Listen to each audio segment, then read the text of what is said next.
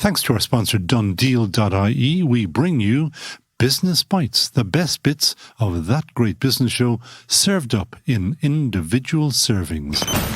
Donedeal Motors is home to Ireland's largest range of new and premium used cars. That's why you'll find cars from Audi and BMW dealerships on Donedeal. Are you looking for a 7-seater to accommodate your growing family? Maybe you're after a luxury saloon to make a statement. We have the car for you. You'll also find Ireland's largest range of electric cars to help you make the switch. Visit Donedeal.ie today to start the search for your next car.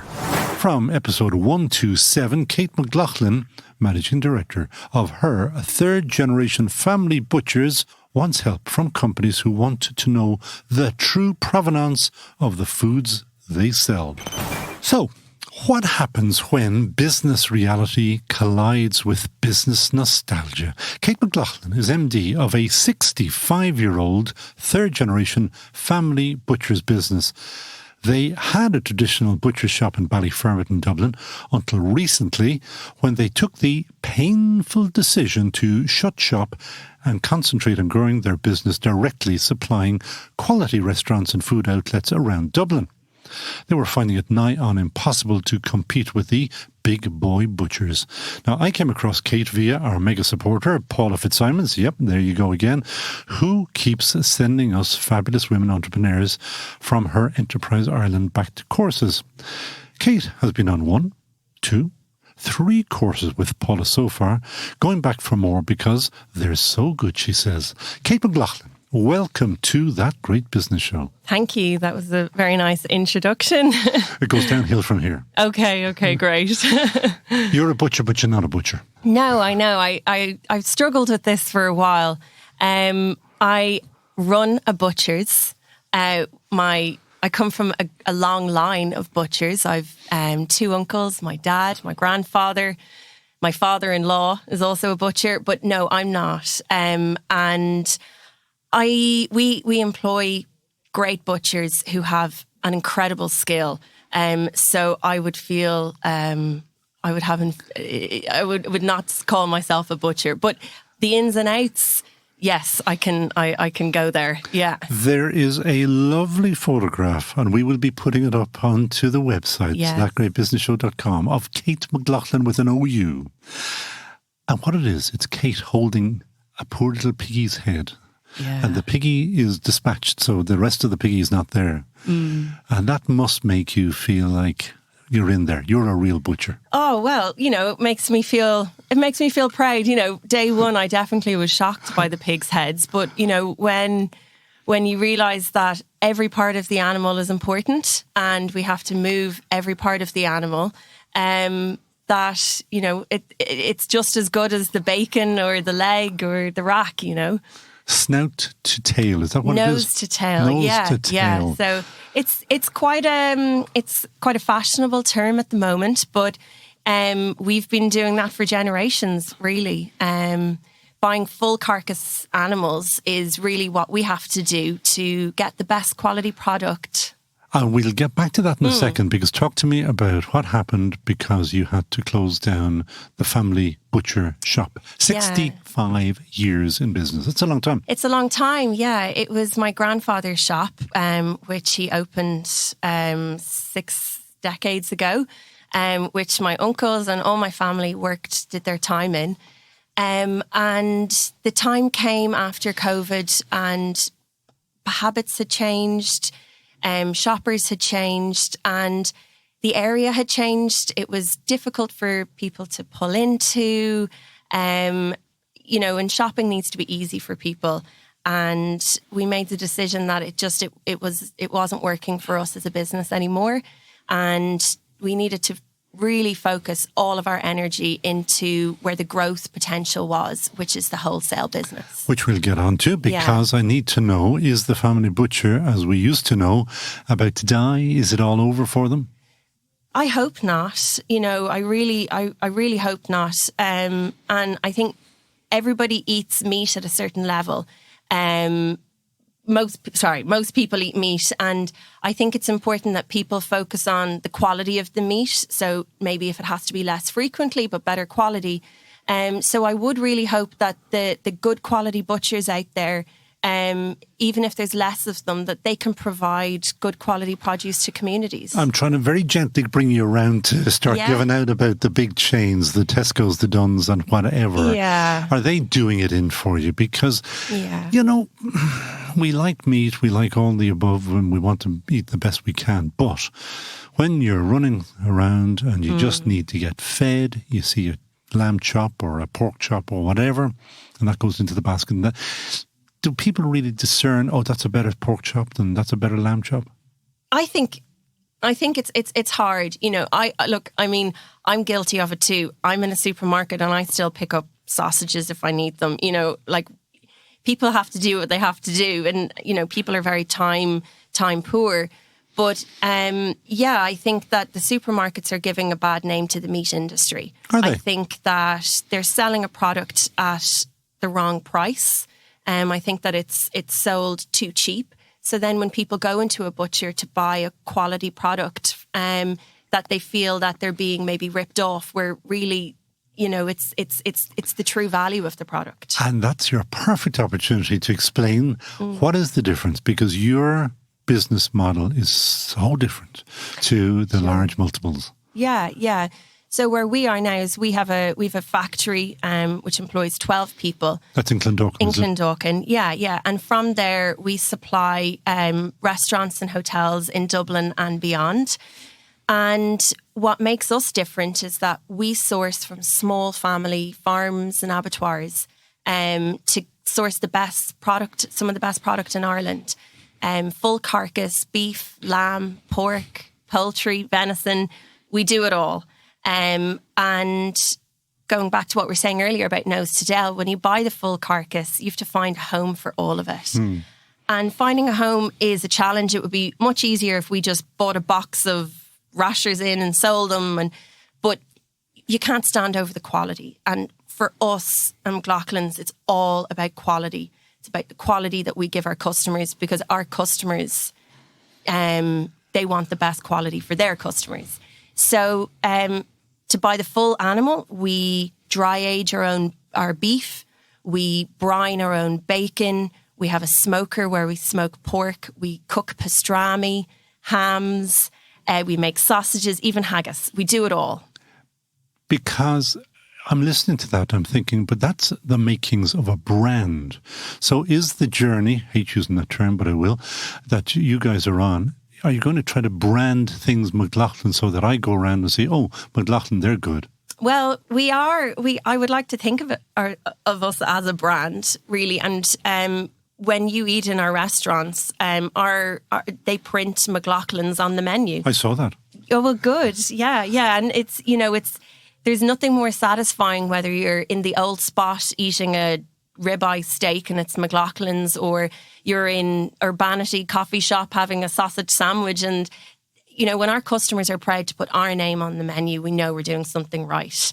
And it's very important to us, because I think we are different to what else is out there. And I learned from you, because I didn't know this, being the good little dub that I am, is that there are still smaller abattoirs still available. I thought that they had all been amalgamated, and that thankfully, and that there's a handful still there. There are, and that you can actually trace your animal right back onto a farm.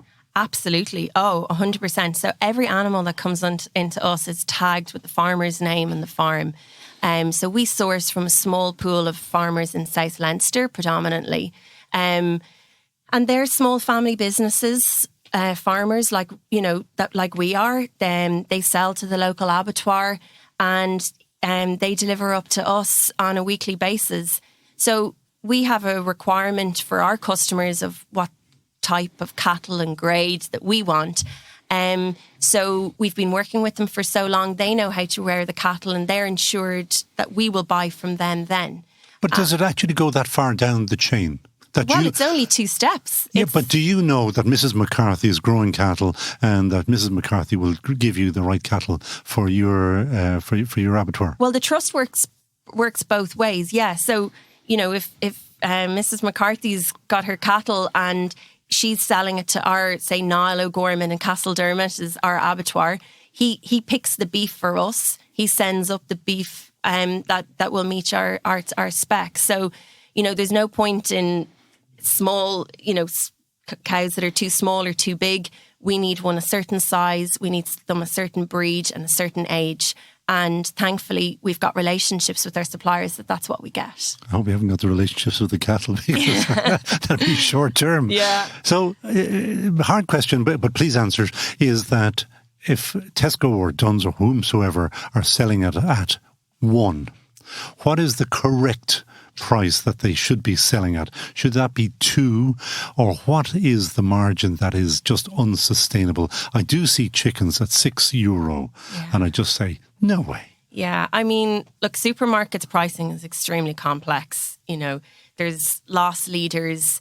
You look at a price of milk compared to a rack of pork and, how can, but they've got to do what they've got to do, and I'm not in the supermarket game. I wouldn't want to be. But where we are, we pay a fair price to our suppliers who pay a fair price to their suppliers. But that's also determined by what you, I won't say get away with, but what you can actually charge, what people are willing, the final customer, me. Sure, what I am prepared to buy. Yeah, and I think along the line, everybody has to have respect for the product and respect for the next stage, up and down. And when everyone, you can't get greedy in the meat business because the margin is just not there. And there's a lot of labour, there's a lot of time, there's a lot of overheads. So everybody's got to just be happy with, getting what they get and knowing that the person, my chefs have to make money to sell it to the end customer. And we always say that in our business, our customer isn't just the chef or the restaurant. Our customer is the person who eats it on the plate. And at the end of the day, if our customer's customer is not happy, we won't be in business. If push comes to shove, the restaurant owner, and they are a key customer of yours, they have to make out their margin. Mm-hmm. And if they tell me that it's from, Mrs. Murphy's farm, well, I have no way of checking that. They don't have a passport or anything. Sure. So therefore, I know there's an awful lot of trust. But when I say you, traditional butchers can be cut out. In terms of where the name comes from? Where the meat comes from. Where the meat comes from, sure. And that certainly does happen. But I'm more than happy to support the person down the chain in my instance. If they want to name Hughie Fitzpatrick in Castledermot, who rears all of our lambs, and that goes on the menu, his lamb goes into Patrick Ebo, it goes to one of plenty of our customers around town. I'm thrilled for him to get the recognition because, he's out on the cold face rearing those lambs.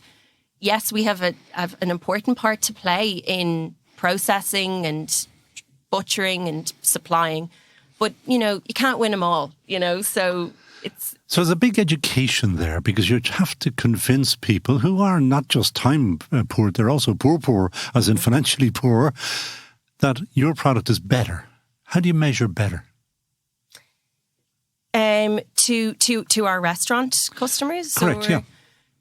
Well, how are we better? I think to be better, you have to have a great product, but you also have to have a great service and you have to have a relationship. And, we could have the best product, but if we don't have service and relationship or we're, no good to deal with, they won't continue.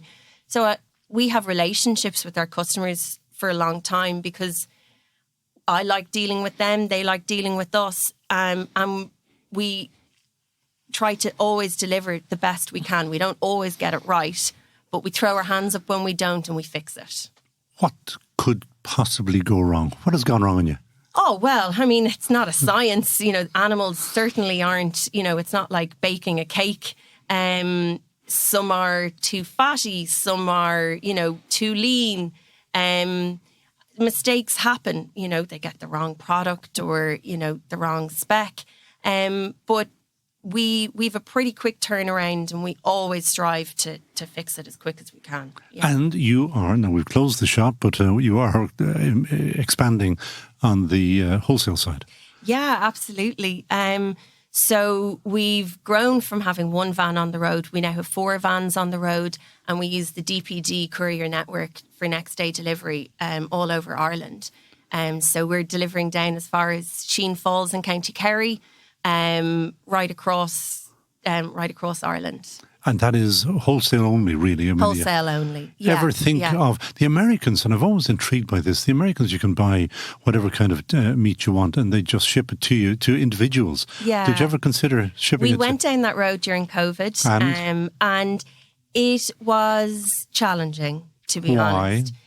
So where we are operating out of is for wholesale, so it's bulk product, really. So we sell catering size packs. And in Ireland, predominantly, the home customer really wants singular packs. And we just really weren't geared up for packing and labelling small individual products like that. Something you might revisit? No, I think that book is closed. It was good while it lasted. It got us through COVID, but my time and energy is on wholesale. Yeah. And that is, I'm hoping, where Team GBS is going to help you, because you want their help. What would you like them to do for you? Yeah, well, I mean, I definitely think that it's all about promoting each other. Not everybody owns a restaurant or a coffee shop, but people know people who do. And I think that if there's anybody out there that, is looking for a good supplier, that look us up, and I'd love to talk to you. But do you go door to door to restaurants to say, we're here? Is it cold calling? Cold calling, yeah. We have a salesman on the road, and, as we expand to new areas, he'll definitely visit everybody on the street and let them know that we're around. And you are predominantly Dublin only at the moment? That's correct. Growing? Yeah. Will you go beyond that? Growing, yeah. Well, we have to be very careful because of the service that we provide. We don't want to stretch ourselves, because we have to offer next day delivery, and so we expand with caution. So if we can get a cluster of restaurants in a place, we'll look after it. But fuel costs are so expensive in transport, that for us to send a van somewhere, we really need to have like a collective group in an area. You're not going to use the local milkman or the local bread delivery or anything like that? Unfortunately not, no. Refrigerated delivery, we take up half their van with our crates of meat. So no, we haven't gone down that road yet. And 2 final questions. It's always about 10 final questions, but we'll ask you one. Sure. Is what did the programmes that you went on with Paula Fitzsimons, what have they done for you? Wow. This is kind of a Paula Fitzsimons special. We're trying to get women. She's everywhere. She's really, I find someone she hasn't helped, really.